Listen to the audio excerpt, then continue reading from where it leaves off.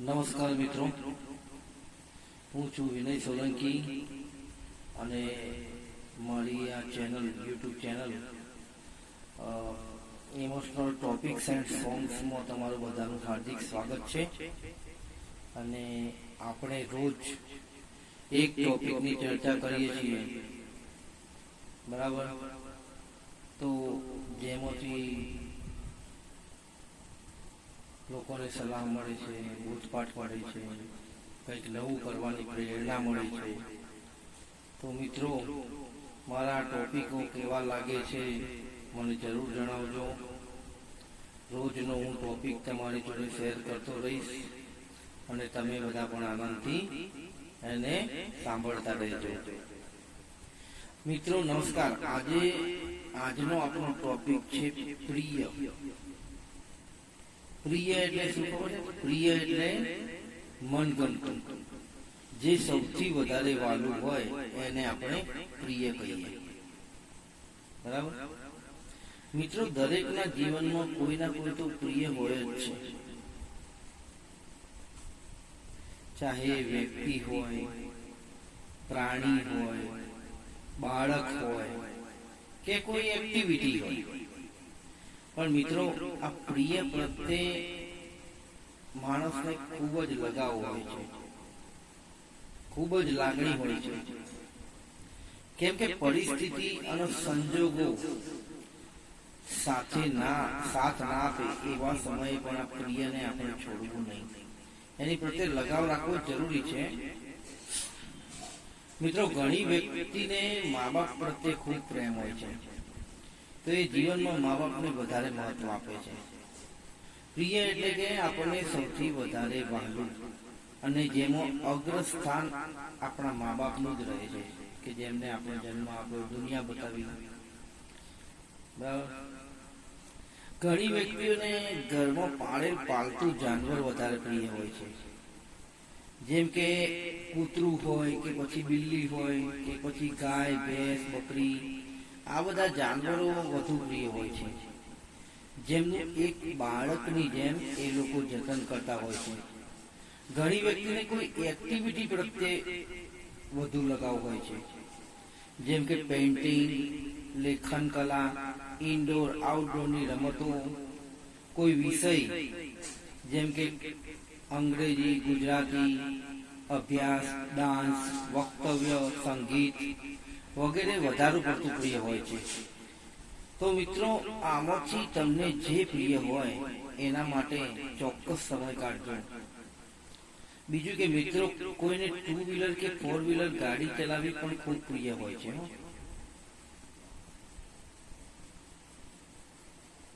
કોઈને લોકોને પોતાની તરફ આકર્ષિત કરવાનું ખૂબ ગમે છે મિત્રો. એ માટે તે નવા નવા કપડા, નવી નવી હેરસ્ટાઈલ, બોલવાની કળા રાખી લોકોને ઇમ્પ્રેસ કરી પોતાની તરફ આકર્ષિત કરે છે. મિત્રો, કોઈને કોઈ વસ્તુ કે વ્યક્તિ પ્રત્યે સૌથી વધુ લગાવ થઈ જાય તો એ આપણું પ્રિય બની જાય છે. પરંતુ મિત્રો, પ્રિય ઘણી વખત પ્રેમમાં પરિણમે છે. તો પ્રિય ભલે હોય પણ અતિશયોક્તિ નહીં. આગળના ટોપિક પ્રમાણે મિત્રો, પ્રિય લાગતા પ્રેમ થઈ જાય તો એ ભૂલાતો નથી. તો મિત્રો, પ્રિયમાંથી અતિશય પ્રિય ના થવું જોઈએ, એ વાતનું ધ્યાન રાખવું પડે. ઘણા એવા વ્યક્તિ હોય છે કે જેમને એકતા પ્રિય હોય છે. ગમે તે રીતે પરિવારની એકતા, મિત્ર મંડળની એકતા ટકાવી રાખવા એ લોકો પ્રયત્ન કરતા હોય છે. મિત્રો, કોઈને પોતાનું લક્ષ્ય પ્રાપ્ત કરવાનું ખૂબ જ પ્રિય હોય છે. ચાહે એ લક્ષ્ય શિક્ષક બનવાનું હોય, ડોક્ટર બનવાનું હોય, બરાબર, કે એન્જિનિયર બનવાનું હોય. ઘણી એવી વ્યક્તિઓ હોય છે કે જેમને પ્રકૃતિ પ્રત્યે લગાવ હોય છે. ભોળા પશુ પક્ષીઓ, નિર્દોષ જાનવરો, વનસ્પતિ, વૃક્ષ. ઘણી વ્યક્તિઓને ખેતરોની લીલીછમ હરિયાળી પ્રત્યે ખૂબ પ્રેમ હોય છે. મિત્રો, કોઈને અલગ અલગ વ્યક્તિ વસ્તુ પ્રિય હોય છે. કોઈને વળી ભગવાન પ્રત્યે પ્રેમ હોય છે. ભલે એ દેખાતો નથી, પણ છતાં ઘણી વ્યક્તિને એવું જ લાગે છે કે ભગવાન મને જોઈ રહ્યો છે. હું એને જોતો નથી, પણ મારા કર્મનો હિસાબ એને ચોપડે લખાય છે. મિત્રો, કોઈને વાજિંત્રો વગાડવા ખૂબ પ્રિય હોય છે, કોઈને ખૂબ બોલવું અને કોઈને મૌન રહેવું વધારે પ્રિય હોય છે. કોઈને હીરો તો કોઈને વિલન પ્રિય હોય છે. મિત્રો, આ મતલબની દુનિયામાં તમારા પ્રિયને સાચવજો, કેમ કે ખોવાઈ જશે ને તો જિંદગીભર પસ્તાશો. તો પ્રિયને તમે સાચવી લેજો. કોલેજના એક મિત્ર મંડળમાં 7 જેન્ટ્સ અને 4 લેડીઝ હતી, જેમાં એક લેડીઝને બોલવાની ખૂબ ટેવ, વાળાપટ્ટીએ બોલ જ કરે. બધાને એનું વધુ પડતું બોલવું પણ ગમતું હોય, બધાને ખૂબ ગમે. એ બોલે નહીં તો કોઈને ગમે જ નહીં. તો આખા ગ્રુપની લાડલી હતી. અચાનક ઘર અને કોલેજ છોડીને એ છોકરીને ગામડે જવાનું થયું. તો આખા ગ્રુપની પ્રિય ખોવાઈ ગઈ. તો ગ્રુપ સૂનું પડ્યું, કારણ કે એના બોલવાથી જ ગ્રુપના બધા મિત્રોને ગમતું. એ ફરી ક્યારેય પાછી ના આવી. તો ગ્રુપના બધા મિત્રો વિચાર કરવા લાગ્યા કે આપણી આ ગ્રુપની મેમ્બર, આપણી સહેલી અચાનક કેમ જતી રહી? એ બોલતી નથી તો કોઈને ગમતું નથી, એના બોલવાથી દરેકનું મન આનંદિત થઈ જાય છે. મિત્રો, તો એ જ ગ્રુપના સભ્યો એના ગામડે, એના ઘરે ગયા અને કહ્યું કે કોલેજ કેમ છોડી છે? તારે કોઈ તકલીફ હોય તો જણાય, પણ અમારી બધાની પ્રિય તું અત્યારથી તો તું નથી. ત્યારથી તો ગ્રુપમાં મૌન છવાઈ ગયું છે. તું કોલેજ આવ, તારા વગર કોઈ બોલતું નથી અને તારો અવાજ સાંભળવા અમે બધા આતુર છીએ. તો એના પરિવારે ના પાડી મિત્રો.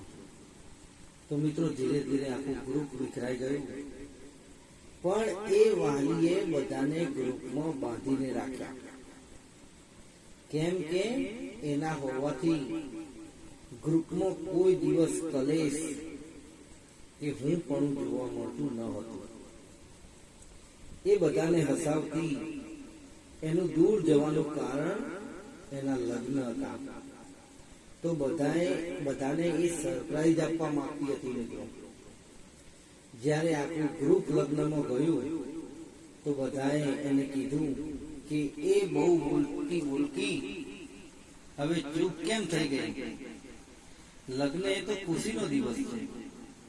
એને કીધું કે મને લગ્નનું નહીં, પણ તમારા ઉલ્લુ મિત્રો જે હંમેશા મારી નકામી વાતો પણ સાંભળતા, એમનાથી દૂર જવાનું મને ગમતું નથી. એટલે તો એક સખી બોલી, ચિંતા ના કર, તારા પતિને પણ આપણા ગ્રુપનો સભ્ય આપણે બનાવી દઈશું. બસ હવે ખુશ? તો એ રડતા રડતા હસવા લાગી.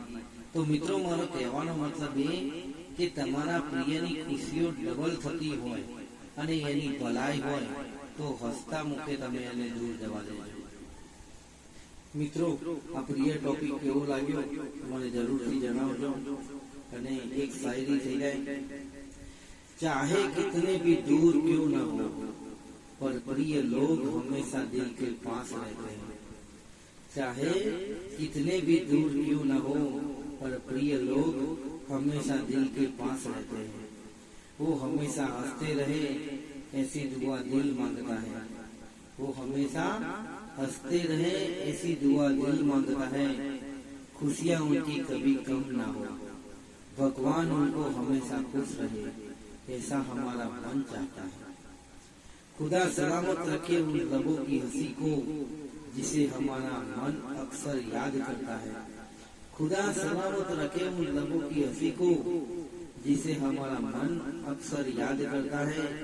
दुखों के बादलों के साए से हमेशा उस आंचल को दूर रखना. खुशियों से हमारे प्रिय की झोली सदाएं भरी रखना. મિત્રો, ટોપિક કેવો લાગ્યો, શાયરી કેવી લાગી, લાઈક કોમેન્ટ જરૂરથી કરજો અને બીજા ટોપિકની રાહ જોજો. નમસ્કાર, જય માતા.